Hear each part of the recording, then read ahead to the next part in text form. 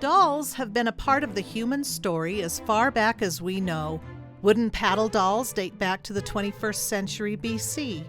Wood, bone, ivory, leather, wax, dolls have been with us in one form or another for a long, long time. Even Puritan children were known to play with dolls made from rags or corn husks. But when is a doll just a doll? And when does it become something else? Something mischievous, like a poppet.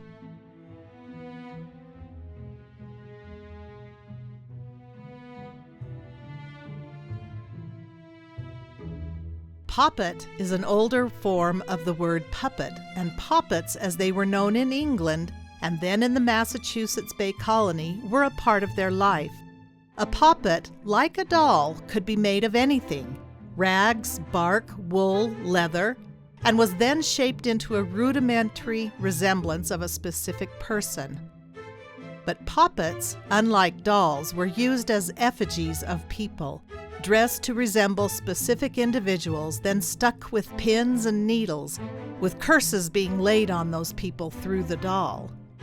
It wasn't only curses, though. People cast charms through a poppet for love, success, beauty, any number of things. Poppets were part of the folk magic of the Puritan people who crossed the ocean for the freedom to practice an austere, restrictive form of Christianity. Folk magic may have frustrated the Puritan religious hierarchy, but nevertheless, it was part of their culture. In the Congressional Library and Archives, it states, quote, "Records show that despite what ministers said, many New Englanders believed in forms of good magic as well as witchcraft. Good magic involved healing, fortune-telling, love charms, and finding lost items. Court records demonstrate New Englanders' interest in divination, magical remedies, reading books of magic and astrology, and using nails, salt, horseshoes, and plants to ward off witches and evil spirits," unquote. Bridget Bishop was the first accused woman hanged in Salem in 1692. Upon examining her home, poppets were found in the wall of her cellar. They were made of hog's bristles and rags and had headless pins stuck in them. She gave no reason or explanation of what they were or why they were hidden in the cellar wall. Anne Foster confessed to using poppets to torture 2 children of Andrew Allen by squeezing them, causing one child to die and the other being severely injured. She claimed to attend a witches' meeting where she tied a knot in a rag and threw it into the fire to hurt Timothy Swan. She then claimed to choke more poppets, effigies of those others who did complain of her. I don't believe Anne was a witch.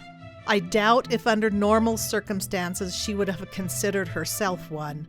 Whether or not she ever engaged in using poppets to harm or enchant anyone will probably never be known. But poppets were obviously part of her world and part of her vernacular. In the arrest warrant for Mary Lacey Jr., Anne's accused granddaughter, it states, "You are herewith required to search diligently in the house and about it for poppets." In the end, poppets played a pivotal role as supporting evidence in the accusations against women, used to convict them, and by some of the accused, like Anne, to condemn themselves. And since a poppet could be as simple as a rag with a knot in it, they weren't hard to make, or imagine, or hide in a wall, or possibly plant. In Salem, whether a poppet was used for love potions or curses, no one knows for sure. I do not believe that the users considered themselves witches. Folk magic had been a part of the Puritan world for a long, long time. For some reason, many Puritans, particularly women, were able to blend their Christian Puritan beliefs and the folk magic traditions that crossed the ocean with them to this new country. It is tragic that poppets played the role they did in condemning so many women as witches. Makes me wonder if, as a child, the Barbies I tortured and destroyed were anything more than just dolls I ruined. but I promise I never used them to curse the other girls I wasn't crazy about.